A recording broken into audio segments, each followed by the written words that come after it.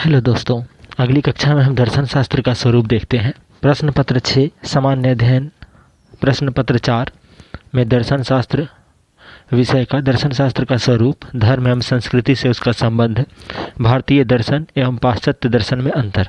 सर्वप्रथम देखते हैं दर्शन शास्त्र। दर्शन का स्वरूप।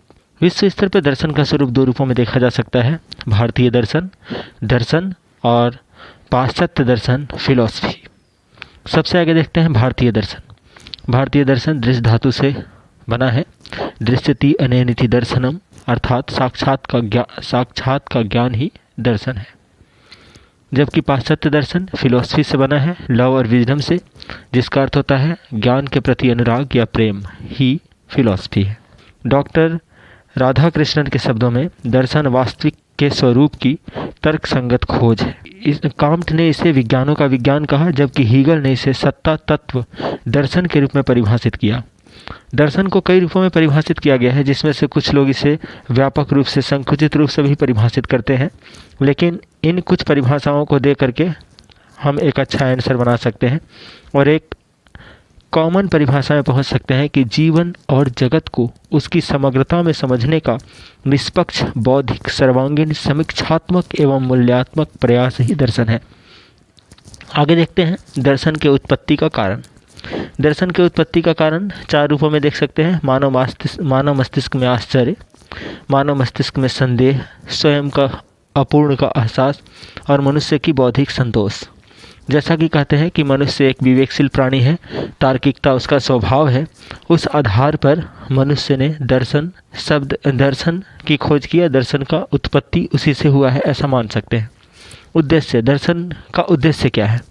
दर्शन शब्द या फिलॉसफी शब्द का उद्देश्य है रहस्यात्मक आश्चर्य की संतुष्टि हेतु, तात्विक रहस्यों का चिंतन हेतु, तर्क द्वारा संदेह दूर करने हेतु, यथार्थ स्वरूप का ज्ञान प्राप्त करने हेतु तथा जीवन आदर्शों का निर्माण हेतु।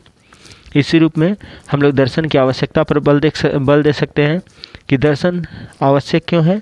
सामाजिक सदाचार और शिष्टाचार बनाने के लिए, आर्थिक रूप से मुक्त व्यवसाय करने के लिए, राजनीतिक रूप से अधिकार और कर्तव्य प्रदान करने के लिए, शैक्षणिक दृष्टि से दर्शन आवश्यक है, उच्च विचारपूर्ण जीवन के लिए और तर्कपूर्ण ज्ञान के लिए दर्शन की आवश्यकता है। इसी संदर्भ में दर्शन की विशेषताएं, तो दर्शन की सामान्य विशेषताएं होती हैं, विस्मय की भावना होती है, संदेह की भावना होती है, मीमांसा या गुण ज्ञान की प्राप्ति होती है, चिंतन होता है और तटस्थता इनकी विशेषताओं में पाया जाता है। दर्शन किन किन क्षेत्रों को प्रभावित करता है? तो आज दर्शन विश्व के लगभग समग्र क्षेत्र को प्रभावित करता है, परंतु इस रूप में भी दर्शाया जा सकता है कि दर्शन राजनीतिक दर्शन, समाज के दर्शन, धर्म दर्शन, इतिहास दर्शन, आर्थिक दर्शन, शैक्षणिक दर्शन, सौंदर्य दर्शन, शब्द दर्शन आदि दर्शन विश्व के हर क्षेत्र को आज प्रभावित करता है। आगे देखते हैं दर्शन शास्त्र का अध्ययन क्षेत्र। तो दर्शन शास्त्र के अध्ययन क्षेत्र निम्नलिखित तीन रूप में है: ज्ञान की समस्या, सत्ता की समस्या और मूल्य की समस्या। सर्वप्रथम देखते हैं ज्ञान की समस्या। दर्शन शास्त्र अध्ययन क्षेत्र में ज्ञान की समस्या में ज्ञान मीमांसा, बुद्धिवाद, अनुभववाद के रूप में, तर्कशास्त्र तथा विज्ञान शास्त्र के रूप में ज्ञान मीमांसा देखते हैं। आगे देखते हैं सत्ता की समस्या। सत्ता की समस्या मतलब उस परम ब्रह्म या ब्रह्म की शक्ति के बारे में है। तत्व मीमांसा, ब्रह्मांड की मीमांसा और ईश्वर की मीमांसा। मूल्य की समस्या, मूल्य मीमांसा, नीति शास्त्र और सौंदर्य शास्त्र के रूप में हम लोग दर्शन का अध्ययन करते हैं। आगे देखते हैं दर्शन एवं धर्म। दर्शन और धर्म में संबंध। धर्म को बृहद रूप से आगे परिभाषित करेंगे, हमारे सिलेबस का ही एक पार्ट है। सर्वप्रथम देखते हैं दर्शन एवं धर्म में संबंध। प्राकृतिक में आदर्श स्थापित करने के लिए, एक दूसरे के पूरक के रूप में, विकास में सहायक, मान्यताओं की व्याख्या करने में, धर्म से दर्शन तथा दर्शन से धर्म की व्याख्या करने में, जीवन की व्याख्या करने में, दोनों के अभ्यास से ही संभव है। धर्म और दर्शन दोनों ही अभ्यास से ही संभव है। इनके दायरे बहुत ही व्यापक हैं तथा मनुष्य को आशावादी और सकारात्मकता धर्म और दर्शन प्रदान करते हैं, इसलिए एक दूसरे से संबंधित है। आगे देखते हैं इनका अंतर। तो धर्म और दर्शन का उद्देश्य अलग अलग है। दर्शन किसी की दार्शनिक व्याख्या करके उनका रहस्य प्राप्त करता है, जबकि धर्म किसी वेद या ग्रंथ या किसी के प्रति मान्यता होती है। समस्याएं अलग अलग हैं। दर्शन की समस्याएं हैं वास्तविक ज्ञान प्राप्त करना, जबकि धर्म की समस्याएं हैं आस्था उत्पन्न करना। दोनों का दृष्टिकोण अलग है। खोज के तरीके अलग अलग हैं, निष्कर्ष की प्रकृति अलग अलग है। जैसे दर्शन अन्वेषण और अनुसंधान के द्वारा खोज करता है, जबकि धर्म प्रमाण के द्वारा, धर्म की मान्यताएं आस्था के द्वारा होती हैं। धर्म और दर्शन का प्रभाव और अनुसंधान अलग अलग होते हैं। जैसे धर्म में अनुसंधान होता है, विश्लेषण होता है, उसकी एक एक चीज़ों को समझने के बाद, समीक्षा करने के बाद निष्कर्ष निकाला जाता है, जबकि धर्म में ऐसा नहीं है। धर्म, दर्शन एवं संस्कृति में संबंध। दर्शन एवं संस्कृति के संबंध में मीमांसा करने पर हम पाते हैं कि दर्शन संस्कृति को तार्किकता प्रदान करते हुए उसे सभी प्रकार के आघातों से सुरक्षा करता है। दर्शन ही संस्कृति को अंतर्दृष्टि प्रदान करता है, इसे प्रगतिशील मूल्यों से संपुष्ट करता है। दर्शन यदि ज्ञान है तो संस्कृति उसी संग्रहित ज्ञान का इतिहास जो एक पीढ़ी से अगली पीढ़ी में हस्तांतरित होता है। इस प्रकार से हम लोग दर्शन और संस्कृति का संबंध देखते हैं, जो कि एक दूसरे से संपूर्णतः आश्रित हैं। इनका संबंध देखते हैं। पहला, संस्कृति के आधार पर ही उत्पन्न होती है। जॉन कीवी के कथन के अनुसार दर्शन संस्कृति में विविधता लाता है। दार्शनिक बाम के अनुसार संस्कृति की परिपक्वता का पहचान करता है। दर्शन सामाजिक परिवर्तन में बौद्धिकता का पहलू है। दर्शन संस्कृत दर्शन की विषय वस्तु है। संस्कृति सामाजिक आदर्श का निर्धारण करता है, सामाजिक एकता का प्रयास करता है और सामाजिक संस्थाओं का अध्ययन करता है तथा इनका समन्वयकारी स्वरूप होता है, जो भौतिक और अभौतिक को समन्वय का प्रमाण कराता है। आगे देखते हैं भारतीय दर्शन। भारतीय दर्शन का आरंभ वेदों से होता है। वेद भारतीय धर्म, दर्शन, संस्कृति, साहित्य आदि सभी के मूल स्रोत हैं। अनेक दर्शन संप्रदाय वेदों को अपना आधार और प्रमाण मानते हैं। प्राचीन काल में इतने विशाल और समृद्ध साहित्य के विकास में हजारों वर्ष लगे होंगे, इसमें कोई संदेह नहीं है। उपलब्ध वैदिक साहित्य संपूर्ण वैदिक साहित्य का एक छोटा सा अंश है। वैदिक साहित्य का विकास 4 चरण में हुआ है। ये संहिता, ब्राह्मण, आरण्यक, उपनिषद आदि हैं।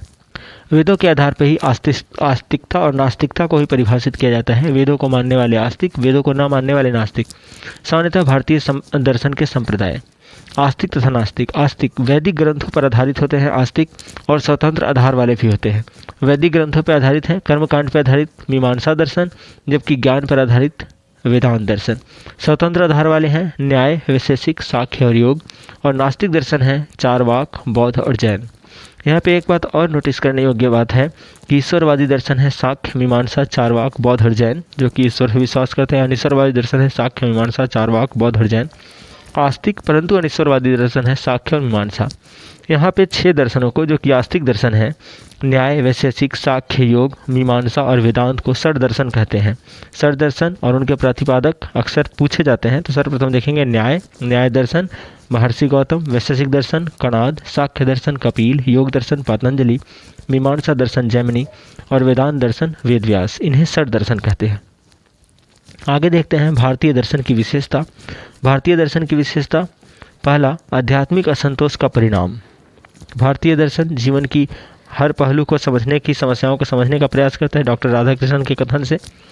आगे कर्म सिद्धांत पर आधारित हैं, पुनर्जन्म पर आधारित हैं, सत्कर्मों के माध्यम से जीवन दर्शन कराते हैं, नैतिक दृष्टिकोण आदि का विकास करते हैं। धर्म एवं दर्शन परस्पर सहयोगी और प्रभावपूर्ण हैं। विश्व की सत्यता पर विश्वास करते हैं, सभी का उत्पन्न एक ही परम तत्व से मानते हैं, योग द्वारा आत्मनियंत्रण मानते हैं, ज्ञान प्राप्ति द्वारा दुखों से मुक्ति पे विश्वास है, आत्मा पर विश्वास करते हैं तथा आध्यात्मिक अनुभूति की श्रेष्ठता आदि पर भारतीय दर्शन का विश्वास है।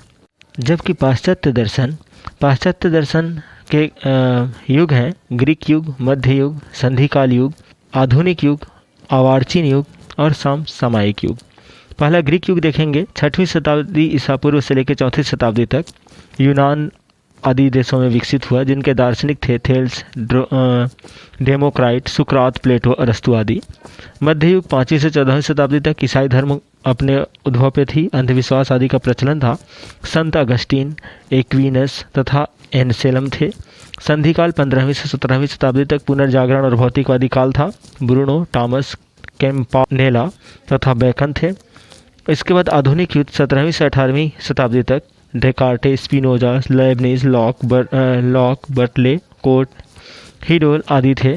तथा अर्वाचीन युग 19वीं शताब्दी में भी विज्ञानवाद, बौद्धिकतावाद, अस्तित्ववाद, तर्कवाद आदि का उत्पन्न हुआ, जो कि इन्हीं दार्शनिकों ने आगे बढ़ाया। समसामयिक युग जो कि 20वीं शताब्दी के थे, इनमें विश्लेषण प्रारंभ हो गया, वस्तुवादी विश्लेषण, विश्लेषणवादी, भाविक दर्शन, भाषिक दर्शन तथा निकायात्मक आदि विश्लेषण प्रारंभ हो गया। इसे समसामयिक युग के रूप में जानते हैं। आगे पहुँचते हैं पाश्चात्य दर्शन की विशेषता।